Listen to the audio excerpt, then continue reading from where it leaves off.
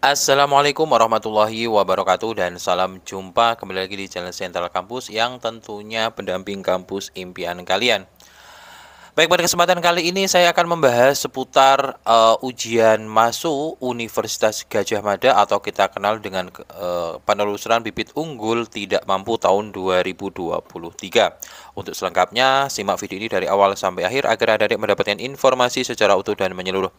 Dan bagi adik-adik yang baru bergabung dengan channel Sentral Kampus, saya ucapkan selamat datang dan terima kasih. Dan mau like, share, dan komen, dan tentunya subscribe dan aktifkan lonceng notifikasinya agar adik-adik mendapatkan update informasi seputar SNBP, SNBT, KIPK, maupun informasi-informasi bermanfaat lainnya. Dan tidak lupa share video ini di media sosial adik-adik, di TikTok, di Instagram, maupun di WhatsApp adik jika dirasa video ini bermanfaat. Baik, teman-teman, untuk penelusuran bibit unggul tidak mampu tahun 2023 adalah seleksi mandirinya Universitas Gadjah Mada ya teman-teman. Yaitu adalah jalur seleksi merupakan jalur seleksi yang diselenggarakan sebagai bentuk kepedulian UGM terhadap calon peserta dengan kemampuan akademik tinggi tetapi terkendala keterbatasan ekonomi teman-teman. Jadi bagi teman-teman yang saat ini terbatas ekonominya kemudian ingin kuliah di UGM dan berpeluang mendapatkan beasiswa full dari penelusuran bibit unggul tidak mampu, maka simak video ini ya teman-teman. Dan nanti kalian kalau setelah ini tidak paham silahkan kunjungi website resmi di umugm.ac.id. Oke, langsung saja saya informasikan terlebih dahulu ya teman-teman. Apa sih yang dinamakan penelusuran bibit unggul? Oke, yang pertama adalah persyaratannya teman-teman. Nah, persyaratan umum adalah sedang menempuh kelas terakhir SMA MASMK sederajat atau paket C yang akan lulus pada tahun berjalan dengan umur maksimal 25 tahun per Juli tahun berjalan. Memiliki prestasi akademik dan konsisten. Nah, ini yang dimaksud adalah prestasi yang mungkin bisa kalian lampirkan sama dengan SNBP di tahun 2023 ini. Misalnya mulai dari olahraga, kemudian kesenian, kemudian lomba-lomba yang lainnya. Kemudian memiliki surat keterangan menempuh kelas 12 atau surat keterangan lulus bagi calon peserta yang di bawah kelas terakhir sederajat paket C yang sekurang-kurangnya mempunyai informasi jati diri dan foto terbaru yang diberi cap stempel dari sekolah lembaga penyelenggara paket C yang sah. Artinya teman-teman ini mengindikasikan bahwa teman-teman yang gap year atau lulusan tahun 2021 dan tahun 2022 dipastikan tidak bisa ikut ya. Karena di sini adalah yang sedang menempuh kelas 12. Jadi kemudian syarat lulus ada syarat khusus yang pertama adalah memiliki kartu Indonesia Pintar KIP Kuliah atau pendaftar kartu Indonesia Pintar Kuliah yang tercatat dalam data terpadu kesejahteraan sosial DTKS Kementerian Sosial. Nah, teman-teman, ini kabar baik bagi teman-teman yang terdata di TKS ataupun tidak terdata di TTKS, kalian bisa mendaftar di jalur prestasi bibit unggul ini asalkan sudah mendaftar di portal resmi KIP Kuliah ya, teman-teman. Nah, bagaimana kalau kemarin ikut yang SNBP dan SNBT? Maka jawabannya tidak masalah, teman-teman. Jadi, kalian bebas ikut yang UMUGM ini meskipun kalian sudah mendaftar di SNBP maupun di SNBT. Kemudian teman-teman syarat khususnya yang kedua adalah pendapatan kotor gabungan orang tua wali sebesar kurang dari 4 juta itu sama dengan persyaratan KIPK atau pendapatan kotor gabungan orang tua wali penanggung biaya dibagi jumlah anggota keluarga paling banyak 750.000.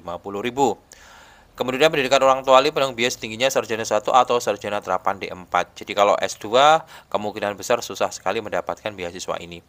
Kemudian telah lulus SMA SMK sederajat pada tahun berjalan. Jadi kalau tahun berjalan berarti ya kelas 12 ya teman-teman.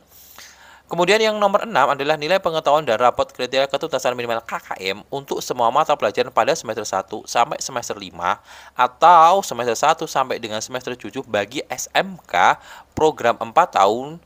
Kemudian 7 direkomendasikan oleh sekolah dan termasuk 25% siswa terbaik di kelasnya.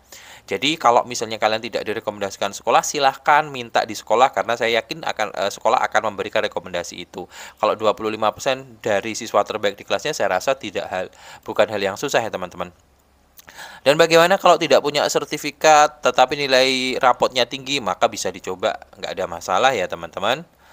Kemudian prosedurnya teman-teman membuat pendaftaran melalui halaman umugm.ac.id di pendaftaran. Kemudian pendaftar berhak memilih 2 prodi dan program sarjana S1 atau sarjana terapan D4. Urutan pilihan menunjukkan prioritas. Artinya adik-adik bisa memilih S1 dan D4 maksimal 2. Jadi bisa D4 semua boleh atau S1 dua-duanya atau salah satunya S1 dan D4.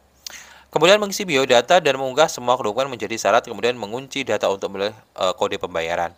Membayar biaya pendaftaran sebesar Rp225.000 sesuai dengan petunjuk pembayaran yang ada di akun pendaftaran dengan menggunakan kode pembayaran yang diperoleh. Mencetak bukti pendaftaran online melalui akun pendaftaran masing-masing. Melihat pengumuman hasil selanjutnya pada tanggal 15 Mei.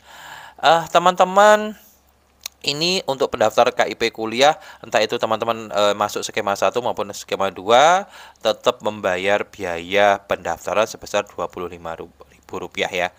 Kemudian perhatian, teliti ulang seluruh isian data, perubahan data maupun dokumen tidak dapat dilakukan setelah pendaftar, mengunci data submit dan memilih kode pembayaran. Jadi kalau sudah submit ya berarti itu semuanya.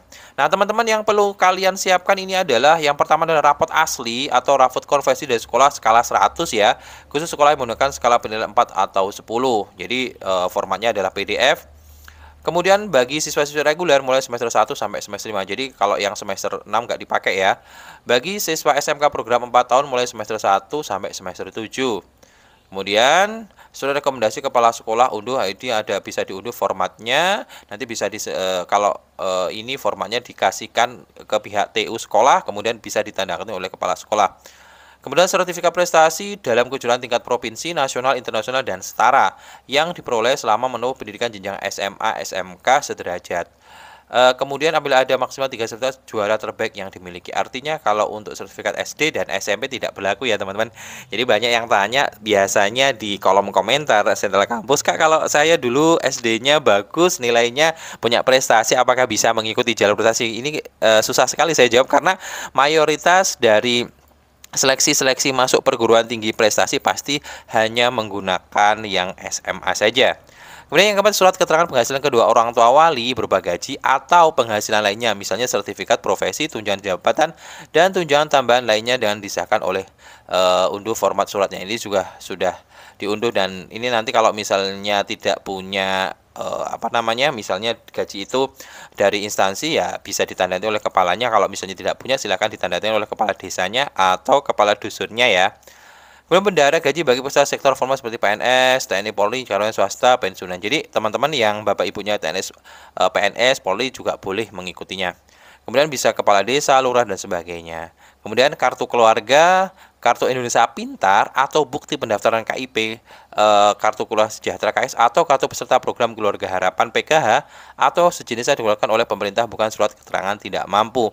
Jadi ini adalah kalau misalnya punya KKS atau KIP, kartunya yang bentuknya warna biru itu kalian bisa sertakan. Namun kalau tidak punya adalah kartu peserta KIP kuliah. Paham ya? Jadi kartu peserta KIP kuliah itu adalah yang didapat dari portal resmi KIP kuliah untuk mendaftar SNBP, SNBT maupun di seleksi mandiri ya. Kemudian jadwal seleksinya teman-teman. Nah, jadwal seleksinya nanti baru dibuka di tanggal 28 Maret sampai 12 April 2023 pukul 15.00. Pembayaran biasa pendaftaran sesuai jadwal tercantum pada kode pembayaran masing-masing. Pengumumannya di tanggal 15 Mei 2023. Oke, ini adalah informasi awal dari seleksi penelusuran bibit unggul tidak mampu 2023 milik Universitas Gadjah Mada. Nanti setelah tanggal 28 akan saya spill tata cara pendaftaran di UGM ini ya. Untuk selengkapnya nanti simak video ini dan silahkan subscribe. Nanti akan saya bahas lebih detail dari situ. Oke, dari saya wassalamualaikum warahmatullahi wabarakatuh dan salam jumpa.